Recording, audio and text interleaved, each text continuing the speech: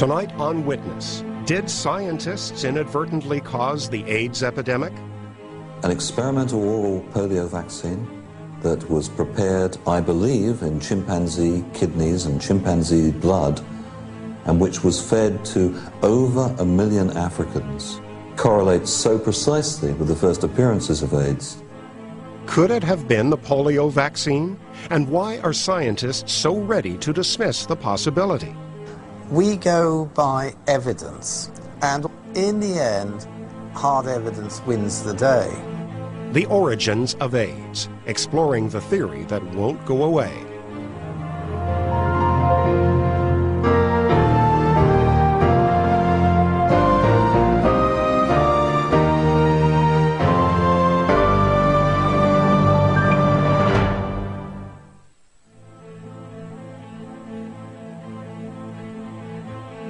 "26 million dead, 40 million infected, and the continent of Africa devastated. In 20 years, AIDS has become the worst medical catastrophe ever experienced by humankind." When you stop and think, 100 million people in the next 50 years are going to die of HIV disease prematurely. It's not a disease like cancer of old people. It's a disease of young people. And it's one of the great human tragedies of all time. The West has ignored it. Ronald Reagan ignored it. George Bush Sr. ignored it. Bill Clinton ignored it. And it has spread and spread and spread and spread. The origins of AIDS remain a mystery about which the scientific community has long kept silent. Is it lack of interest or fear of knowing? A few lone voices have asked the question and attempted to break this code of silence.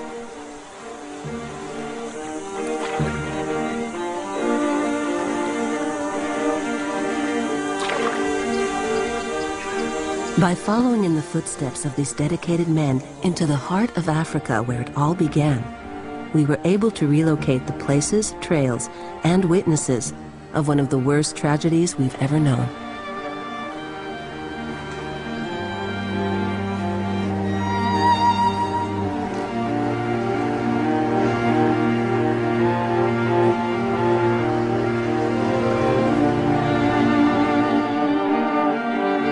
HIV, the causative virus of AIDS, was first isolated in 1983 by Luc Montaigne's team at the Pasteur Institute in Paris. Simon Wayne Hobson was part of the team. When this first came, people thought that this bomb from nowhere necessitated sort of novel explanations. And no one really knew. There was no cousin, if you wish, to this sort of virus known in the animal kingdom at that point. But a cousin did exist, and in France in 1989, researchers identified it among chimpanzees. They named it SIV, the simian immunodeficiency virus, analogous to HIV, the human immunodeficiency virus. The two viruses' similarities prompted the researchers to designate SIV as HIV's ancestor. And the immediate precursor to the virus that's going around the world is chimpanzees. We're all agreed on that. We can discuss when, why, how, but we all agree on the chimpanzee. So when, I think there's a consensus to say it's this century. Where? Clearly, the epicenter in humans is the northeast Zaire, Uganda. This region, in the heart of chimpanzee country, was part of the Belgian Congo during the 1950s. Professor Van de Piet, a Belgian physician, collected human blood samples there in 1959 and gave them to a colleague to test many years later. Et nous avons prélevé presque 2000 sérums d'adultes, et c'est beaucoup plus tard qu'il les a donnés à des experts pour voir s'il n'y avait pas de traces de HIV. Or, il y a un laboratoire qui a trouvé un seul sérum séropositif et ça a été confirmé par plusieurs autres laboratoires. Et je crois que dans la littérature en général, on considère ça le premier sérum séropositif pour le sida avant l'ère du sida. Le numéro était L70 et elle vient de Léopoldville. We have the date, 1959, and the place, Leopoldville, former capital of the Belgian Congo, today known as Kinshasa. This first evidence of AIDS emerged more than 20 years before the rise of the HIV/AIDS epidemic in America. So if you went back and said, well, HIV is related to SIV, to the monkey AIDS virus, where do humans have contact with monkeys? Well, the average person has no contact with monkeys.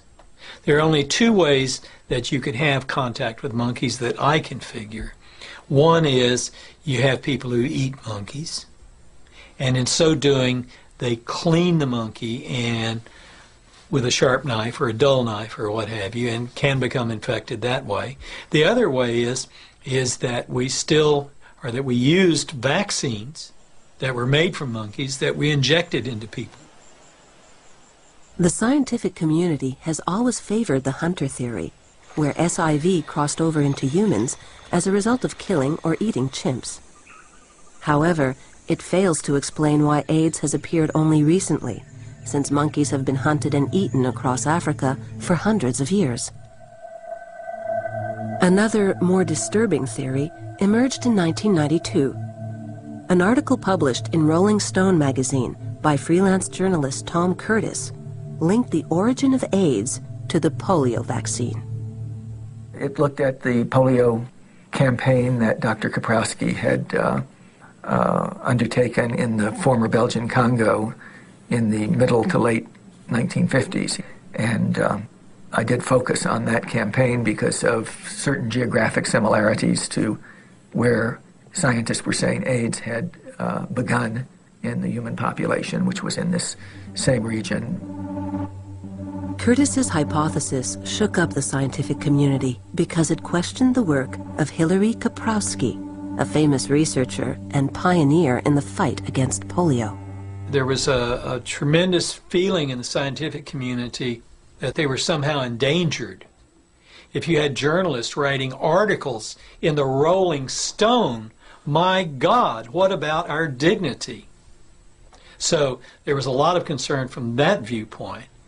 There was a lot of concern that it was written by a person who was a professional journalist, and that they were afraid that people would no longer immunize their children against polio.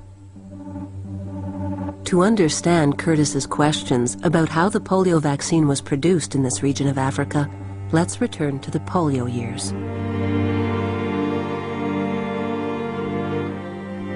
In 1958, America was still haunted by this disease, which had been paralyzing and killing mostly children for 50 years.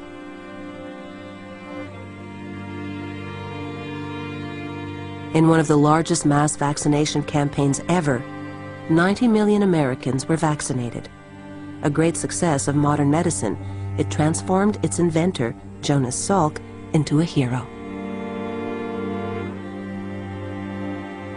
All 164 million Americans, to say nothing of all the other people in the world, will profit from your discovery. I am very, very happy to have that.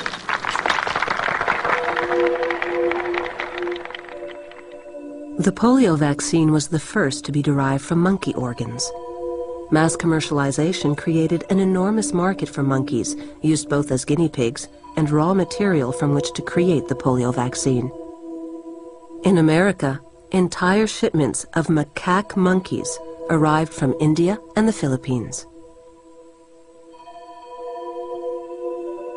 During the polio years, Hilary Kaprowski was a young researcher, brilliant and ambitious, determined to make a name for himself in his newly adopted country, the USA.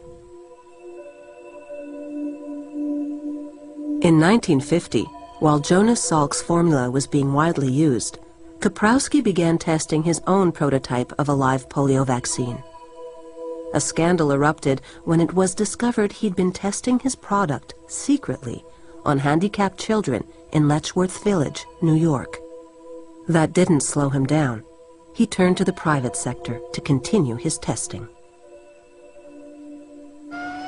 On April 23, 1955, 260 children vaccinated with Jonas Salk's formula became sick. 11 died.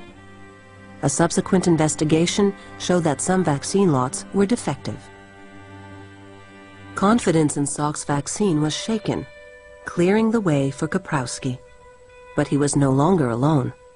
Another scientific giant, Albert Sabin, was also developing a live vaccine. A race between these two men to replace the Salk vaccine turned into a battle. So you have these two conflicting individuals who are all working towards the same goal. And it's one of the great dramas of modern times, of how they interacted and how they worked. They were willing to go and take subjects who may or may not have been informed of what they were doing. They were willing to go to the backside of the moon if it meant that they could find out whether or not they had a viable product. To win this race, they had to test. And to test, they needed large, non-immunized population groups, something no longer available in America. Sabin made a secret deal with his native country, the USSR, where he vaccinated more than 6 million people in Latvia, Estonia, and Kazakhstan. Kaprowski chose an African country in full expansion, the Belgian Congo. A jewel of the colonial empire, it had one of Africa's best organized and most modern healthcare infrastructures at the time. L'Institut Princesse Astrid est un des laboratoires médicaux les plus importants et les plus complets de l'Afrique centrale. Il dispose d'un personnel nombreux et d'un matériel ultramoderne, tant pour l'exécution des analyses courantes que pour la recherche scientifique et la préparation de vaccins et sérums utilisés dans la lutte contre diverses maladies infectieuses. La sollicitude des services officiels s'étend spécialement aux enfants, l'avenir même du pays. Dès l'école, tous les enfants sont soumis à des examens médicaux et à cette occasion reçoivent un carnet de santé, véritable fiche d'identité sanitaire. There was therefore flawless subject monitoring